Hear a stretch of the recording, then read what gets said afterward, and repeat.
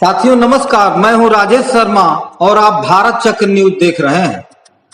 प्रधानमंत्री नरेंद्र मोदी के करीबी माने जाने वाले उत्तर प्रदेश के ऊर्जा मंत्री एके शर्मा क्या योगी सरकार में पूरी तरह शक्तिहीन है? क्या वह एक छोटे कर्मचारी का तबादला तक नहीं करा सकते? और क्या उनके खिलाफ यह सब एक साजिश के तहत किया जा रहा है? कम से कम शर्मा ने तो ऐसा ही आरोप लगाया है। उन्होंने अपने ही विभाग के अधिकारियों और कर्मचारियों पर गंभीर आरोप लगाते हुए सनसनीखेज दावा किया है कि कुछ अराजक तत्व उनके खिलाफ सुपारी लेकर काम कर रहे हैं। उनके आधिकारिक एक्स हैंडल से किए गए एक पोस्ट में उन्होंने बिजली विभाग के कर्मचारियों के एक वर्ग को असामाजिक तत्व करार दिया और कहा कि ये लोग उनकी छवि को नुकसान पहुंचाने और निजीकरण की प्रक्रिया को बाधित करने की साजिश रच रहे हैं। शर्मा ने यह भी कहा कि वह एक जूनियर इंजीनियर का तबादला तक नहीं कर सकते। एके शर्मा 1998 बैच के गुजरात कैडर के आईएएस अधिकारी रहे हैं। इन्हें नरेंद्र मोदी के सबसे भरोसेमंद नौकरशाहों में से एक माना जाता है। शर्मा मोदी के प्रधानमंत्री बनने के बाद संयुक्त सचिव के रूप में पीएमओ में शामिल हुए थे। वे 2020 तक पीएमओ में रहे। जब उन्होंने वीआरएस ले लिया, जनवरी 2021 में वह बीजेपी में शामिल हो गए और इसके तुरंत बाद एमएलसी चुन लिए गए और उन्हें यूपी भाजपा का उपाध्यक्ष बनाया गया। 2022 के विधानसभा चुनाव में उत्तर प्रदेश में बीजेपी की सत्ता में वापसी के बाद शर्मा को मंत्री पद की शपथ दिलाई गई और उन्हें ऊर्जा और शहरी विकास जैसे दो अहम विभाग दिए गए। ताजा विवाद ऊर्जा विभाग से जुड़ा है। यह विवाद उत्तर प्रदेश में बिजली वितरण के निजीकरण की योजना से जुड़ा है, जिसका कर्मचारी यूनियनों ने कड़ा विरोध किया है। कुछ महीने पहले राज्य सरकार ने मुख्य सचिव की अध्यक्षता में एक टास्क फोर्स बनाकर बिजली वितरण को निजी क्षेत्र को सौंपने की योजना की घोषणा की थी। कर्मचारियों का कहना है कि निजीकरण से उनकी नौकरियां खतरे में पड़ सकती हैं, जिसके चलते उन्होंने कई बार हड़ताल और विरोध प्रदर्शन किए हैं। शर्मा के 3 साल के कार्यकाल में कर्मचारियों ने 4 बार हड़ताल की, जिसमें पहली हड़ताल उनके कार्यभार संभालने के मात्र 3 दिन बाद ही शुरू हुई थी। शर्मा के कार्यकाल ने सोमवार को अपने एक्सपोर्ट में कहा, निजीकरण का इतना बड़ा फैसला अकेले ऊर्जा मंत्री का नहीं हो सकता। जब एक जूनियर इंजीनियर का तबादला भी ऊर्जा मंत्री नहीं कर सकते और जब Uttar Pradesh power corporation limited का संचालन स्वतंत्र है, तो इतना बड़ा फैसला मैं भला अकेले कैसे ले सकता हूं। उन्होंने यह भी दावा किया कि यह निर्णय मुख्य सचिव की अगुवाई वाली टास्क फोर्स और उच्च स्तरीय सरकारी मंजूरी के बाद लिया गया है। आधिकारिक पोस्ट में कहा गया है, ऊर्जा मंत्री श्री एके शर्मा की सुपारी लेने वालों में विद्युत कर्मचारी के भेष में कुछ अराजक तत्व भी हैं। कुछ विद्युत कर्मचारी नेता काफी दिनों से परेशान घूम रहे हैं, क्योंकि उनके सामने ऊर्जा मंत्री जी झुकते नहीं हैं।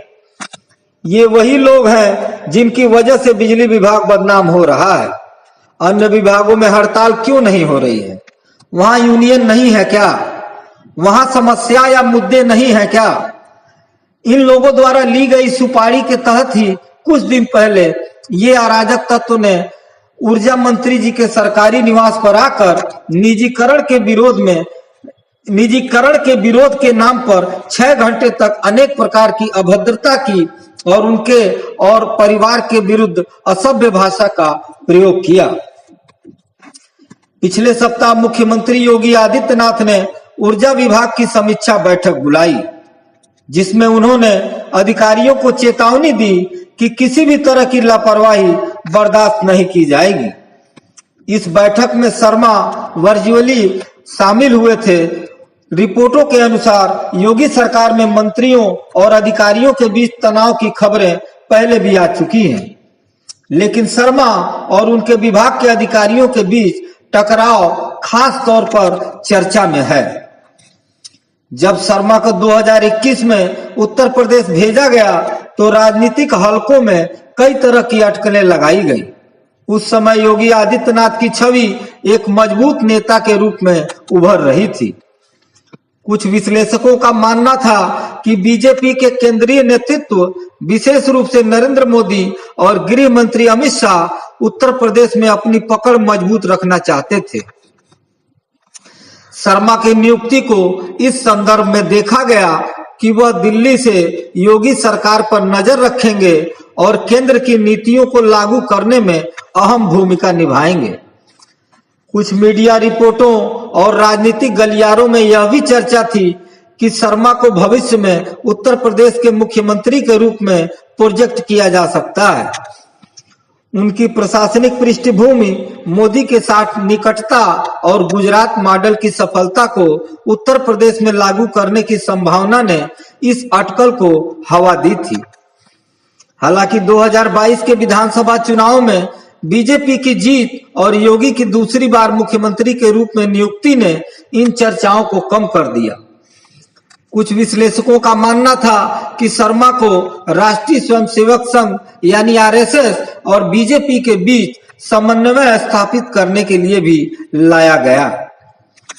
शर्मा की नियुक्ति को बिजली वितरण के निजीकरण और ऊर्जा के क्षेत्र में सुधारों को लागू करने की केंद्र की रणनीति से भी जोड़ा गया। गुजरात में बिजली क्षेत्र में उनके अनुभव को देखते हुए माना गया कि वह उत्तर प्रदेश में इस क्षेत्र में बड़े बदलाव लाएंगे, लेकिन कर्मचारी यूनियनों के विरोध और प्रशासनिक बाधाओं ने इस प्रक्रिया को जटिल बना दिया। एके शर्मा का यह बयान कि उनके खिलाफ सुपारी ली गई है और वह एक जूनियर इंजीनियर का तबादला तक नहीं कर सकते, उत्तर प्रदेश में गहरे टकराव और प्रशासनिक चुनौतियों को सामने लाता है। हालांकि शर्मा ने बिजली अधिकारियों और कर्मचारियों का नाम लिया है, लेकिन क्या यह बिना किसी राजनीतिक हस्तक्षेप के ऐसा संभव है? और यदि यह राजनीतिक हस्तक्षेप का नतीजा है तो फिर ऐसा करने वाला आखिर कौन है? आज की खबरों में बस इतना ही। कल फिर मिलते हैं देश दुनिया की बड़ी खबरों के साथ। आप देखते रहिए भारत चक्र न्यूज। नमस्कार, जय हिंद।